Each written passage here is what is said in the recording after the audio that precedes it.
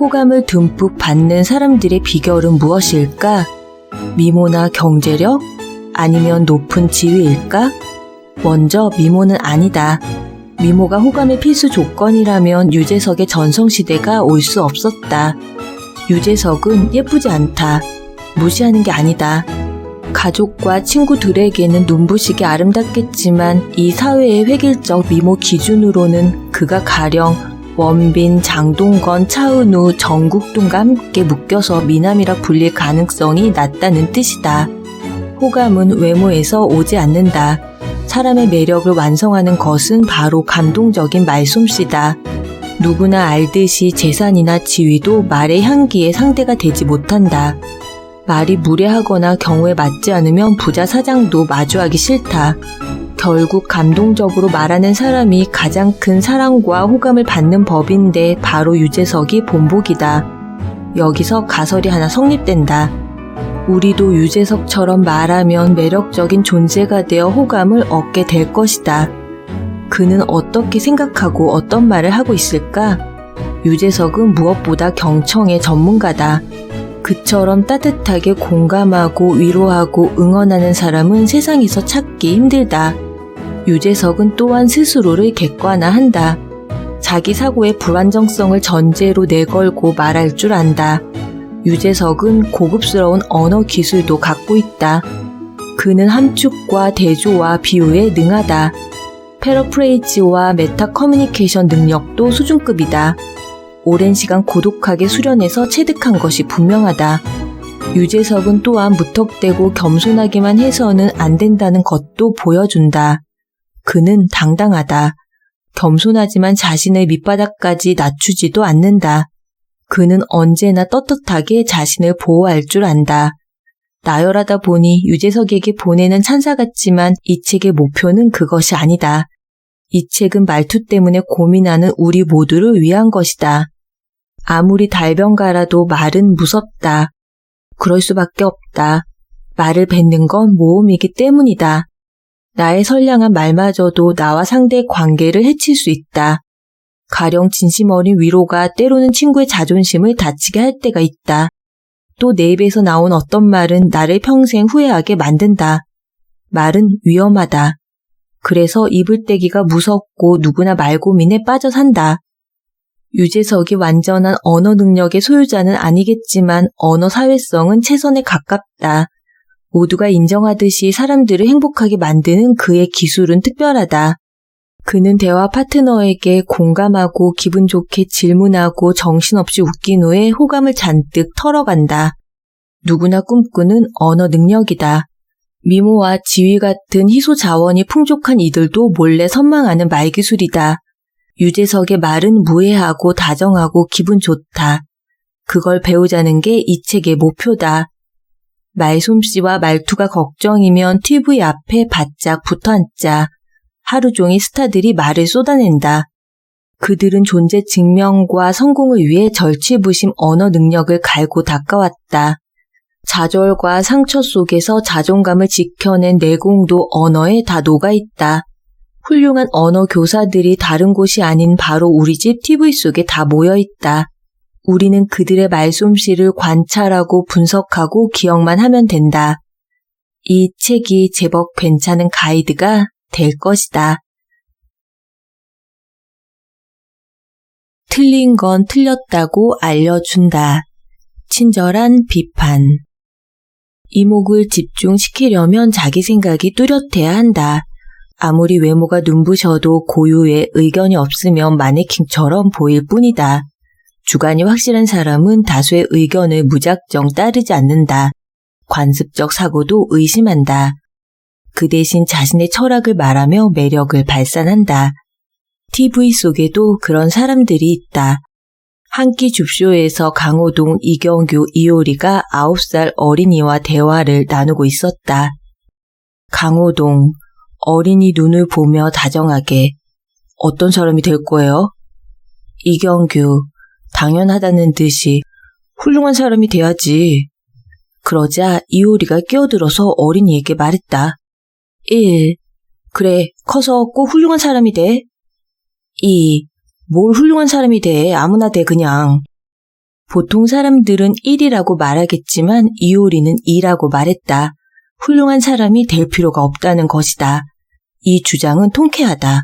시청자를 기분 좋게 만든다. 왜 그럴까? 이유는 두 가지다. 이효리의 말은 새로운 주장이기 때문에 매력적이다. 대부분의 사람들이 훌륭한 사람이 되라고 덕담한다. 모두가 영혼 없이 똑같이 떠드는 관습적인 소리는 지루할 수밖에 없다. 훌륭한 사람이 될 필요가 없다는 이효리의 주장은 새롭고 특이하다. 일단 새로운 이야기를 꺼내야 상쾌한 사람이 될 수 있다. 예를 들면 이렇게 말하는 것이다. 내가 바라는 대로 남을 대하지 말라. 사람마다 취향이 다르다.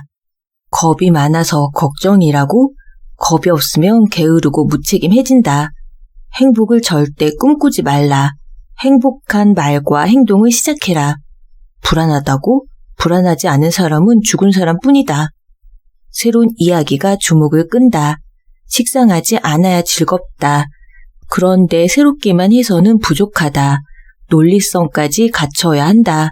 이효리의 주장이 기분 좋았던 두 번째 이유가 그것이다. 타당하기 때문에 통쾌했던 것이다. 사실 훌륭한 사람이 되어야 한다는 가르침은 구태의연할 뿐 아니라 부당하다. 낡고 부적절한 가정이 숨어있기에 그렇다. 개념을 따져보면 부당성이 분명해진다. 훌륭한 사람은 크게 성공한 사람이다. 돈이 많거나 지위가 높은 사람을 떠올리게 한다. 가령 유명한 연예인, 큰돈을 번 기업인, 성공한 정치인, 저명한 판사 등이 훌륭한 사람의 모델로 여겨진다. 이경규만 그런 것이 아니다. 우리 사회의 어른들 대부분은 수십 년 동안 아이들에게 훌륭한 사람이 되라고 가르쳤다. 그런데 누구나 성공을 지향해야 하는 것은 아니다. 작고 소박한 삶도 아름답다. 마음이 통하는 좋은 친구들과 자기만의 공간에서 소소한 기쁨을 누리며 사는 것도 얼마든지 행복하다. 그런데도 세상은 성공을 강요한다. 아이들에게 훌륭한 사람이 되라고 습관적으로 압박한다. 부당한 일이다. 그런 부당한 관습을 반박했기 때문에 이효리의 주장이 시원하다. 훌륭한 사람 말고 아무나 되라는 조언에는 좋은 삶은 다양하니까 원하는 대로 살아도 된다는 논리적 주장이 깔려있다. 훌륭한 사람이 되어야 한다는 캐캐 묵은 관습적 사고가 공격당했다. 통쾌할 수밖에 없다. 방송인 배철수도 관습적 생각과 언행의 문제점을 찾는 감각이 뛰어나다. 그는 대화의 희열에서 방송의 허술한 관행 하나를 꼬집었다. 유튜브를 유튜브라고 못하는 방송은 너무 웃긴 것 같아요. 다 아는데 너튜브, 땡스타그램 너무 눈 가리고 아웅 아닌가? 눈 가리고 아웅한다고 했으니 얕은 수를 써서 속이려 한다는 뜻이다. 방송인이라면 누구나 다 아는 문제점이다. 특정 상표나 회사 이름 가운데 한 글자만 바꿔 말하고는 말하지 않은 척 시치미를 떼는 건 코미디에 가깝다. 배철수는 그런 방송 관행이 너무 웃기다고 혹평했다. 그는 다른 방송에서 사람들이 불만이 좀 있어야 되는 거 아닙니까? 라고 반문했다. 불평, 불만이 악덕이라는 고정관념을 뒤집은 것이다. 또 다른 방송에서는 전쟁통에도 사랑을 하는데 시간이 없어서 사랑을 못한다는 건 납득할 수 없다고 했다. 바빠서 사랑을 못한다는 상투적 변명을 논박한 것이다. 배철수는 상식과 간습에 반대하는 성향이 있는데 그 계기가 있었다. 시리즈 M에서 그는 이렇게 회고했다. 대학 1학년 때부터 군대 가기까지 3년간을 히피로 살았기 때문에 그 3년이 내 인생에 굉장히 큰 영향을 미쳤다고 생각해요. 관습대로 관행대로 해오던 것에 대해서 다시 한번 생각하는 습관이 거기서 길러진 것 같아요. 젊은 시절부터 관행을 의심하며 필요한 경우에는 거부도 했다는 것이다. 많은 사람이 사회의 관행을 당연시하고 의심 없이 받아들인다. 흥미가 없어도 남이 가니까 대학을 가고 남들이 좋아하니 인기 직종에 집착하며 남들이 다 하니까 SNS를 한다. 옳은지 아닌지 따지지 않고 대세니까 받아들이는 게 보통의 삶이다. 그런데 배철수나 이효리 같은 소수의 사람들은 사회적 관습을 무턱대고 인정하지 않는다. 정말 타당한지 한 번 더 생각한다. 비판적 사고란 논리적 사고다. 감정이나 편견에 휩쓸리면 비판적 사고가 아니다. 남들처럼 관습과 간행대로 생각해도 비판적 사고가 아니다. 이성적 판단에 따라 어떤 주장이 맞는지 아닌지 분석하고 평가하는 게 비판적 사고다. 이효리는 훌륭한 사람이 되라고 아이들에게 강요하는 관습을 비판적으로 평가했다. 배철수는 너튜브 땡스타그램이라면서 면피하는 방송 관행을 비판적으로 살폈다. 관습이나 관행에서 멀찍이 벗어나 논리적으로 분석한 것이다. 유재석도 비판적 사고를 드러낸 적이 있다. 놀면 뭐하니에서 주마가편에 대해 문제를 제기했을 때였다. 주마가편은 달리는 말에도 채찍질을 해야 한다는 뜻의 사자성어다. 이를테면 사랑하는 자녀나 제자가 최선을 다하고 있을 때 더욱 혹독하게 독려해야 한다는 의미인데 많은 사람들이 이 사자성어의 취지에 동의한다. 가령 공부를 열심히 해서 성과를 낸 아이에게 부모는 더 열심히 공부하라고 주문한다. 이제 충분히 쉬어도 좋다고 말하는 부모는 거의 없다. 팀장은 과로와 스트레스에 시달리는 부하 직원에게 더 열심히 일하라고 압박을 가하고 임원은 더 큰 실적을 내라고 팀장에게 요구한다. 우리는 서로의 등짝에 채찍질하는 주마가편의 세상에 살고 있다. 유재석이 이런 관습에 이의를 제기했다. 달리는 말에 너무 채찍질을 하면 말도 아파요. 때로는 그냥 놔둬야죠. 말도 기운을 차려야 하지 않습니까?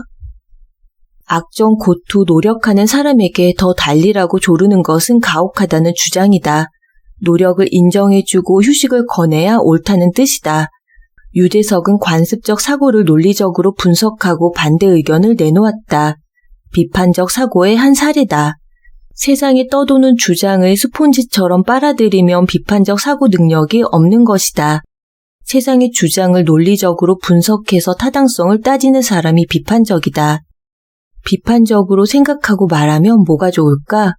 먼저 개성과 창의성을 얻게 된다. 한 사회의 구성원들은 비슷하게 사고한다. 대부분 유사한 상식에 갇혀 살아간다. 비판적 사고는 상식에서 벗어나 개성적이고 창의적인 시각을 갖게 한다. 가령 이렇게 말하면 개성적이다. 비난이 두려워? 사람들이 돌을 던지면 그것을 성공의 기초로 쌓으면 되는 거야. 반관습적인 주장이다. 보통 사람들은 비난을 두려워한다. 비난받지 않으려 노력해야 한다는 게 상식이고 관습이다. 위의 말은 관습에 도전한다. 오히려 비난을 반기라는 뜻이니 개성적인 주장이다. 이런 격언은 어떨까? 행복하게 살려면 행복을 사람과 물건이 아니라 목표에 동여매라. 아인슈타인의 명언이다. 흔히 행복하기 위해서는 다른 누군가가 필요하다고 믿는다. 집이나 돈을 가져야 행복이 온다는 것도 상식이다. 위의 격언은 그런 관습적 사고가 틀렸다고 강조한다. 사람은 떠날 수 있고 물질은 잃을 수 있으니 행복의 방편으로 목표를 택하는 게 낫다는 이야기다. 그렇게 관습에서 벗어나는 비판적 사고가 창의적이고 개성적인 발언으로 이어진다. 그러면 방법이 궁금해진다. 어떻게 비판적 사고를 할 수 있을까? 복잡한 설명도 많지만 가장 단순화하면 4단계로 설명할 수 있다. 누군가가 주장을 펴면 그 속에 숨어있는 가정을 확인하고 그 다음으로 가정의 타당성을 검토한다. 그러고는 여러 대안에 대해 생각해보고 하나의 결론을 선택한다. 예를 들어 누군가가 어린이는 훌륭한 사람이 되려고 노력해야 한다는 주장을 폈다고 하자.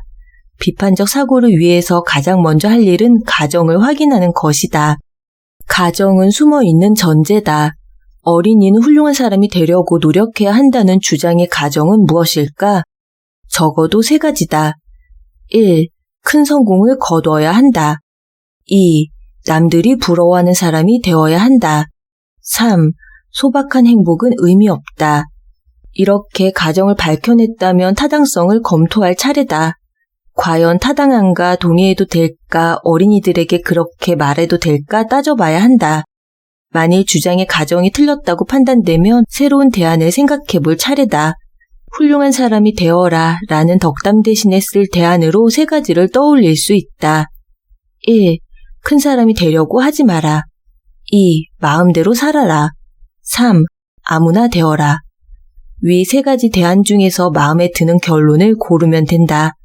이효리는 아무나 되어라를 선택했고 어린이에게 그렇게 말했다. 이로써 한 사이클의 비판적 사고를 마친 셈이다. 비판적 사고는 일상의 도구다. 광고를 볼 때나 청혼을 받았을 때 비판적으로 생각해야 후회가 적다. 과연 맞는 말이고 좋은 제안인지 분석해야 하는 것이다. 그렇게 논리적으로 분석하는 사람이 매력적이다. 작가 김미경도 비슷한 타입이다. 그녀는 비판적이고 논리적으로 말한다. 유튜브 김미경 TV에서 그녀는 직장 생활을 하면서 친구 사귈 생각은 접으라고 조언한 적이 있다. 많은 사람이 직장에서 좋은 친구를 사귈 수 있다고 생각하지만 사실은 비현실적인 생각이다. 직장은 이해관계 조직이어서 진정한 우정이 자라기 힘든 환경이다. 그럼에도 깊은 우정을 기대하는 직장인들이 적지 않은데 김미경은 그런 기대가 문제라고 지적하고 있는 것이다. 김미경처럼 직장에서는 친구 사귈 생각하지 마세요. 라고 말하면 매력적인 사람이 된다. 잘생기거나 예쁜 사람도 빛나지만 논리적인 사람도 빛난다. 창의적이고 비판적인 화법을 개발하기 위해 꾸준히 노력해야 하는 이유다.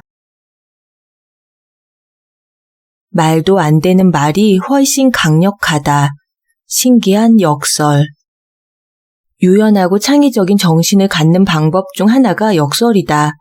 삶이 역설로 가득하다는 걸 이해하고 역설적 상황을 받아들이는 사람이 유연성과 창의성을 갖는다. 먼저 유재석의 사례를 통해 역설이 무엇인지 살펴보자. 놀면 뭐하니의 PD와 인터뷰를 하다가 유재석이 그에게 이상한 간청을 했다. 나를 괴롭혀줘, 부탁이야. 이상한 부탁이다. 나는 괴롭힘을 당하고 싶다는 기이한 바람을 부탁한 것인데 괴롭힘 당하는 걸 좋아하는 사람은 세상에 없다. 그러니 유재석의 말은 본심이 아닌 것 같다. 그런데 10초만 생각해보면 엉터리 같았던 유재석의 말에 진리가 담겨 있다는 걸 알게 된다. 유재석은 놀면 뭐하니의 중심인물이다. 유재석이 고생하고 곤란을 많이 겪을수록 프로그램은 더 재밌어지고 본래 취지에 맞는다. 프로그램이 재밌으면 제작진과 시청자뿐 아니라 유재석에게도 득이 된다. 그러니 괴롭혀 달라는 유재석의 부탁은 진리가 된다. 처음에 들으면 어불성설이지만 곧 진리로 확인되는 주장을 역설, 패러독스라고 한다. 역설은 두 가지 조건을 갖춰야 한다. 먼저 비논리적이거나 비상식적으로 보여야 한다. 하지만 실제로는 설득력 있는 진리여야 한다. 다시 말해 겉은 헛말이지만 속은 진리인 것을 역설이라고 한다. 역설은 우선 주목을 끈다. 사람이 하늘을 날아가면 이목을 끌듯이 역설적인 글이나 말은 사람들의 관심을 끈다. 또한 역설은 사람들을 깊이 생각하게 만든다. 즉, 이목을 끌어서 사색하게 만드는 것이 역설의 작용이다. 흥미로운 이야기로 학생들을 집중시킨 후에 공부를 가르치는 선생님들은 역설의 작용을 적용한 것이다. 더 많이 주는 사람이 더 많이 갖는다. 이 말 역시 이치에 맞지 않아 보인다. 하지만 많이 나눠주는 사람이 마음을 얻으니 나중에는 큰 이득을 얻게 된다. 반대로 인색한 사람은 고립되고 가난해진다. 그러므로 이 말은 진리에 가깝다. 당신의 목소리가 클수록 사람들은 듣지 않는다는 말은 어떤가? 모순적인 말처럼 들리지만 자기 주장이 너무 강하면 사람들이 귀를 닫는다는 건 당연한 이치다. 언뜻 보기에는 모순이지만 분명히 진리에 부합한다. 철학자 소크라테스의 역설도 유명하다. 그는 내가 아는 것은 내가 아무것도 알지 못한다는 사실뿐이다. 라고 했다. 작가 오스카 와일드도 비슷한 유형의 역설을 남겼다. 나는 모든 것을 견딜 수 있다. 유혹만 빼고. 자기 모순적인 진술 같지만 생각해보면 진리가 담겨 있다. 조지 오웰이 쓴 동물농장에도 유명한 패러독스 문장이 등장한다. 모든 동물은 평등하다. 단 어떤 동물은 다른 동물보다 더 평등하다. 더 평등하다는 표현이 타당하지 않아 보인다. 똑같이 평등하다고 해야 이치에 맞다. 그런데도 조지 오웰이 더 평등하다고 말한 이유는 평등을 내세우는 사회에서 특권을 누리는 소수를 고발하기 위해서다. 이 모순적인 말에는 일부는 더 큰 특권을 누린다는 진리가 담겨 있다. 문인과 철학자들이 역설을 활용해서 말하고 쓰는 이유는 분명하다. 역설이 강력한 힘을 갖고 있기 때문이다. 역설은 통념과 상식을 깨트리고 우리들의 생각을 뒤흔들어 놓는다.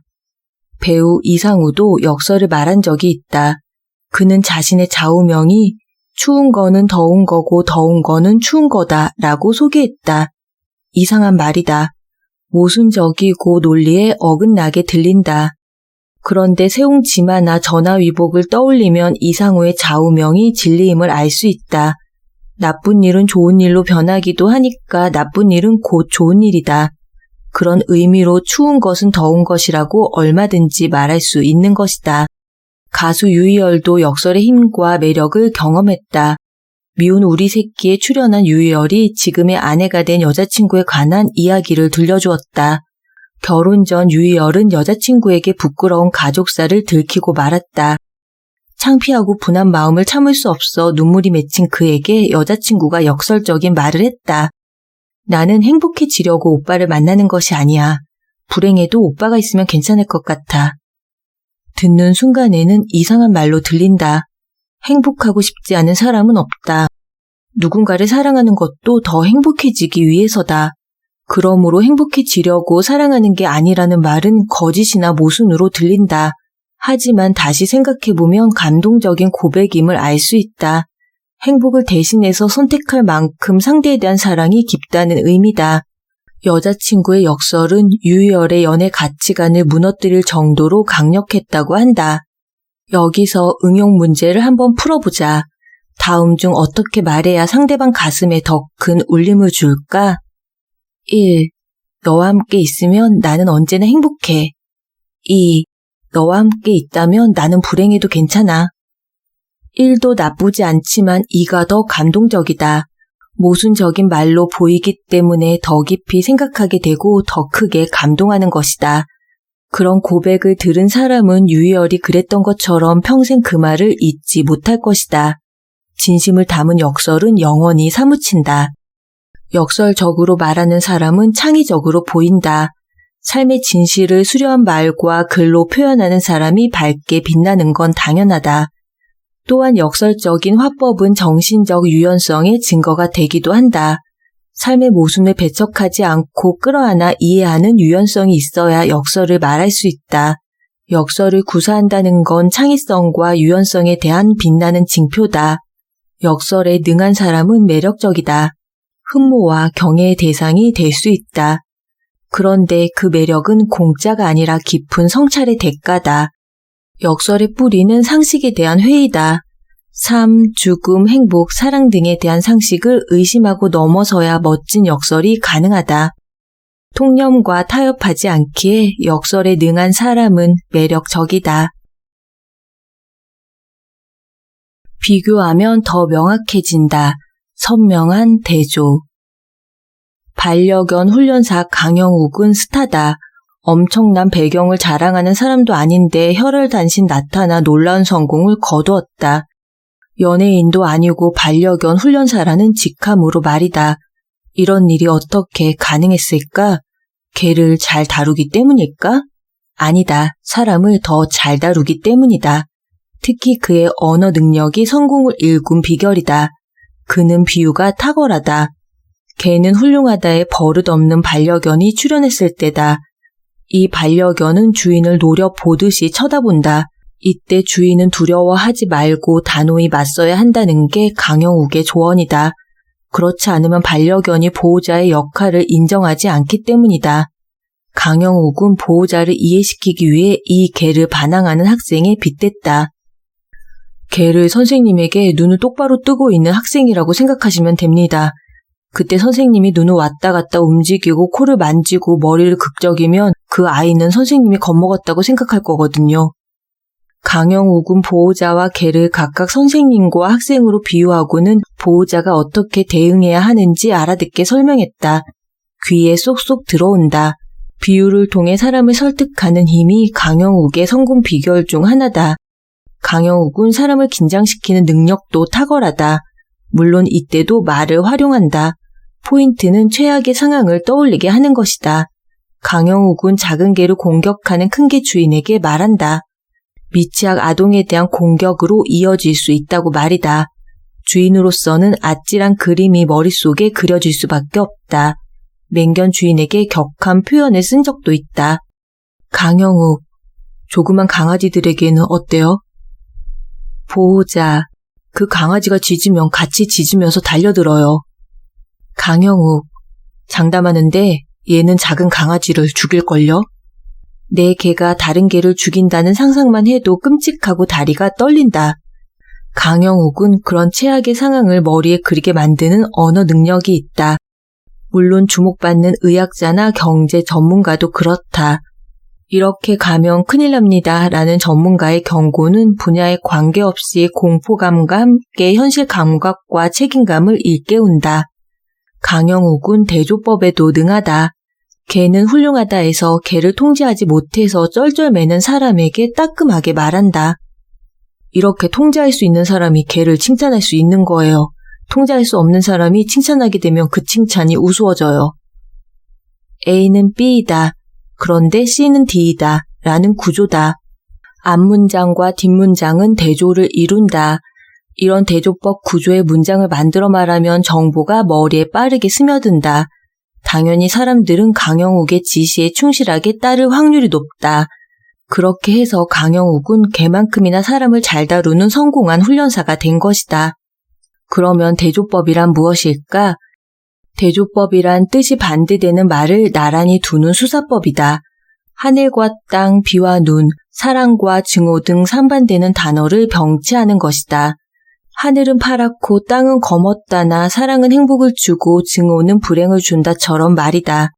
강영욱의 말처럼 통제할 수 있으면 뭐뭐시고 통제할 수 없으면 뭐뭐시다도 결국 대조법 구조 문장이다. 대조법은 감동도 준다. 북유럽에서 작가 김미경의 대조법이 그런 사례를 보여주었다. 그녀는 세상 사람들이 자신은 돌보지 못하고 타인만을 위해 살아간다고 안타까워하면서 이렇게 말했다. 우리는 나 데리고 사는 실력이 떨어지고 남 데리고 사는 실력만 키우는 거야.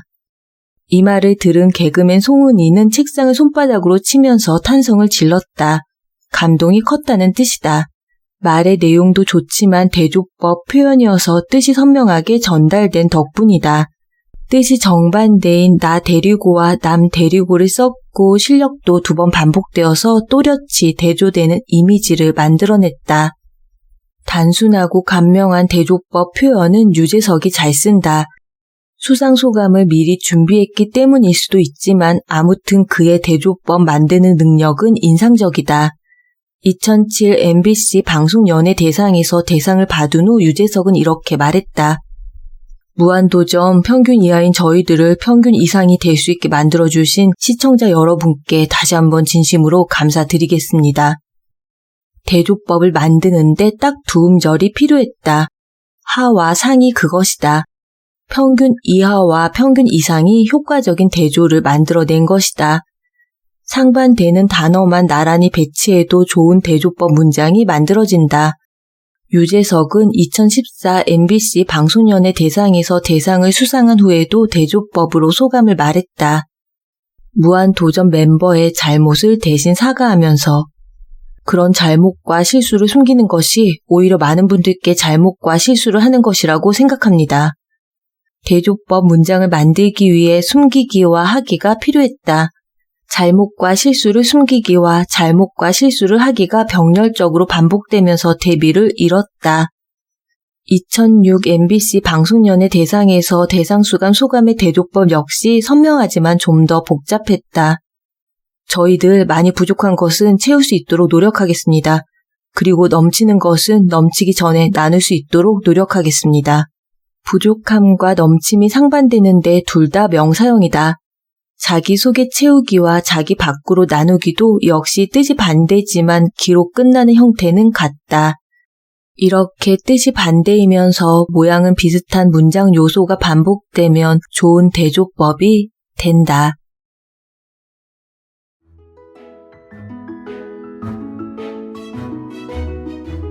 오늘 서리책방에서 여러분과 함께한 책은 정재영 지음 센시오 출판 말투가 고민이라면 유재석처럼 입니다. 자녀 교육과 소통 분야를 전문적으로 다루는 작가인 저자는 이 책을 통해서 말투가 고민이라면 유재석처럼 말하면 된다고 이야기합니다. 대중들의 많은 사랑을 받는 국민 MC 유재석. 롱런하는 그의 인기 비결에는 여러 가지가 있겠지만 그 중에서 단 한 가지를 뽑으라면 단연 말솜씨겠죠? 지금까지 TV 방송 속 유재석 씨의 모습을 그저 재미로만 바라봤다면 오늘부터는 그가 하는 말들을 좀 더 세심하게 관찰하고 그 매력을 탐구하며 내 것으로 만들어보면 어떨까요? 분명 사람들의 관심과 호감을 얻을 수 있을 겁니다. 오늘도 한 권의 책과 함께 소중한 시간 나눠주신 여러분의 건강하고 행복한 인생을 축복하고 응원합니다. 세상은 뷰티풀, 인생은 원더풀. 당신이 최고입니다.